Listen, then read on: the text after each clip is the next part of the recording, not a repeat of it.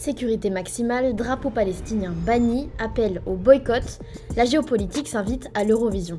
La chanteuse Eden Golan défendra les couleurs d'Israël en demi-finale jeudi 9 mai, mais la présence de l'État hébreu dans la compétition fait polémique alors que Gaza et ses habitants sont sous les bombes. On vous résume. Des premiers remous ont commencé à agiter l'organisation de l'Eurovision en décembre dernier. La FTT, une association d'artistes islandais, réclame au diffuseur national de ne pas participer au concours à moins qu'Israël n'en soit exclu. Un mois plus tard, un collectif de 1400 artistes finlandais formule la même demande. Mais pour l'Union européenne de radio-télévision, qui est chargée de l'organisation, l'événement doit rester éloigné des considérations géopolitiques. Le concours Eurovision de la chanson est un événement musical apolitique et une compétition entre les radiodiffuseurs de services publics membres de l'UER. Il ne s'agit pas d'un concours entre gouvernements. L'idée d'exclure Israël est définitivement écartée à la mi-février. La décision suscite l'incompréhension de nombreux internautes qui comparent la situation avec celle de la Russie en 2022. Rappelez-vous, après l'invasion de l'Ukraine, l'UER avait exclu les chaînes russes de la diffusion, ce qui empêchait le pays de participer au concours. Mais pour Dean Vuletic, spécialiste de l'Eurovision, la grosse différence entre ces deux cas, c'est qu'il n'y a pas eu de sanctions de la communauté internationale à l'encontre d'Israël. La polémique ne s'arrête pas là.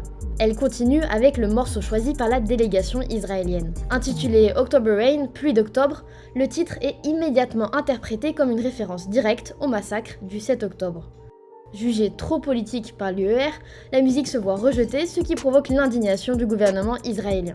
Après avoir menacé de quitter la compétition, le diffuseur national retravaille le titre et retente sa chance avec une nouvelle version intitulée Dance Forever. Le texte fait référence spécifiquement à l'attaque contre le festival Nova et les organisateurs demandent de nouveau à Israël de revoir sa copie. Ce n'est qu'avec une troisième proposition intitulée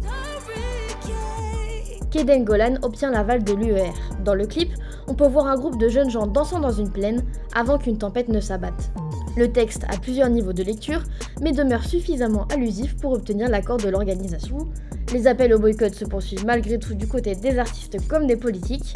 Une dizaine de candidats a signé fin mars un communiqué dans lequel ils s'alarment de la situation humanitaire à Gaza et demandent un cessez-le-feu ainsi que la libération de tous les otages. La présidente des députés de la France Insoumise, Mathilde Panot, a quant à elle appelé mercredi à exclure Israël du concours 2024 de l'Eurovision. Au nom de la paix et de l'amour pour la culture, nous, députés de pays européens, eurodéputés, artistes, citoyens, appelons à exclure Israël de l'Eurovision.